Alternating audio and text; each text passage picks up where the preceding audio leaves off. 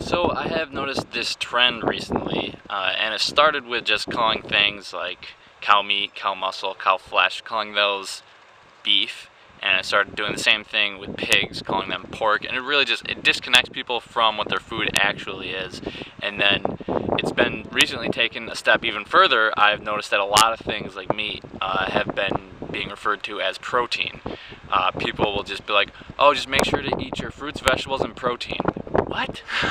As far as I know, every single plant on the planet that's edible to human beings has carbohydrates, protein, and fat. I mean, if you were to eat an entire box of pasta at a time, which I generally do when I eat pasta, I eat the whole box at a time, that's about 60 grams of protein. And that's not even including my sauce. So including my sauce, it's a relatively large dinner, so it's when I'm kind of hungry. I'm getting probably around 65 grams of protein.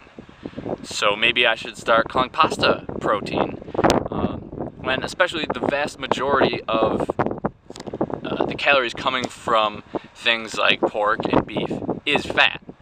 Even if you get 80% lean ground beef, 60% of the calories are coming from fat. So majority of the calories are coming from fat, and people are calling it protein, which is absolutely ridiculous.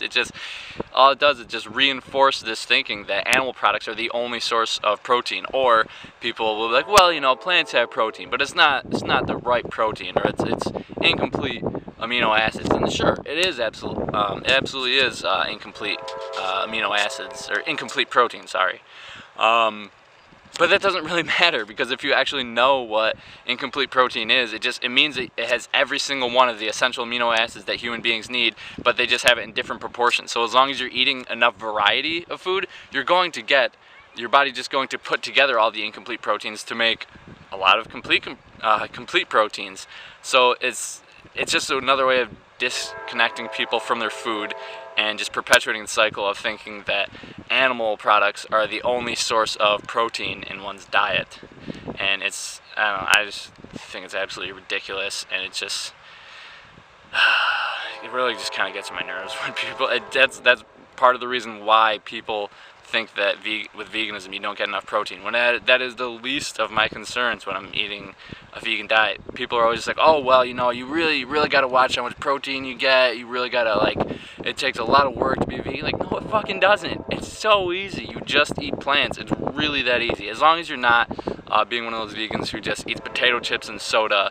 I mean, there are definitely junk food vegans. There's definitely ways to be unhealthy vegans, but as long as you're eating a lot of whole foods, then you really have nothing to worry about at all. You don't have to worry about your protein. You really don't have to worry that much about your vitamins and minerals, unless you have, for some reason, some pre-existing condition. I know some people have a problem with iron absorption, things like that, and a lot of people have that while consuming meat.